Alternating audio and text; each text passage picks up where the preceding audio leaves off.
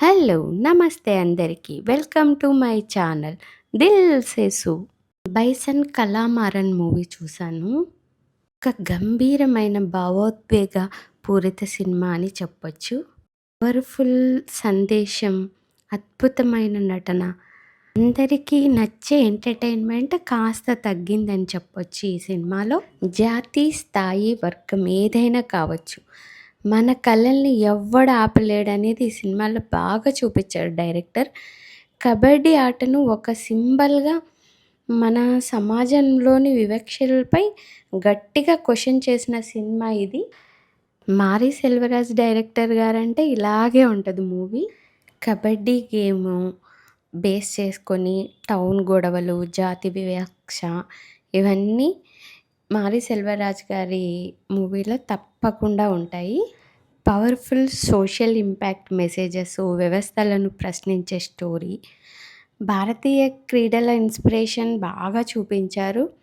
Entertainment, fun లేదు కానీ చాలా మంచి ఎక్సైట్మెంట్ స్పోర్ట్స్ సీన్స్ చాలా ఉన్నాయి. స్పోర్ట్స్ మూవీ లవర్స్ అయితే ఫుల్ ఎంజాయ్ చేస్తారు. భావనాత్మకంగా ప్రభావం చేసే అంశాలు చాలా ఉన్నాయి. కిట్టు అనే గ్రామీణ బాలుడు కబడ్డీ ఆట అంటే ఇష్టం, కానీ అతని కులం, గ్రామంలోని సామాజిక వివక్షలు తన జర్నీలో ఎలా సాగుతాయి అనేది బాగా చూపించారు డైరెక్టర్ గారు. ఈ స్టోరీ ఓన్లీ స్పోర్ట్స్ గురించే కాదు, ఒక యువకుడి స్వాభిమానం కోసం పోరాటం, సమాజం నుండి స్వేచ్ఛ కోసం యుద్ధం. హీరో ధ్రువ్ విక్రమ్ అయితే విక్రమ్ మాదిరే చాలా బాగా పూర్తిగా పాత్రలో మునిగిపోయి నటించాడు.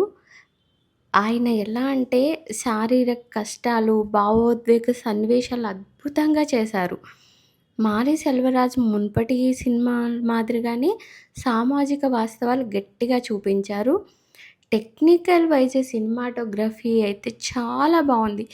గ్రామీణ వాతావరణం, ఆ ఎర్రమట్టి, కబడ్డీ సీన్స్ అంతా చాలా ఉత్కంఠగా సాగుతాయి.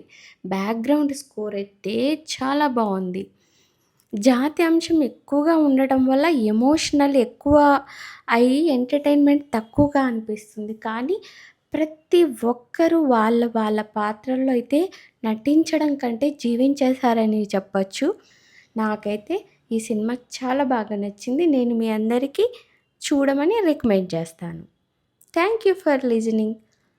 మీకు కనుక నా వీడియో రివ్యూ నచ్చినట్టయితే లైక్ చేయండి, షేర్ చేయండి, సబ్స్క్రైబ్ చేయండి. మీ దిల్ సే సు. Thank you for watching.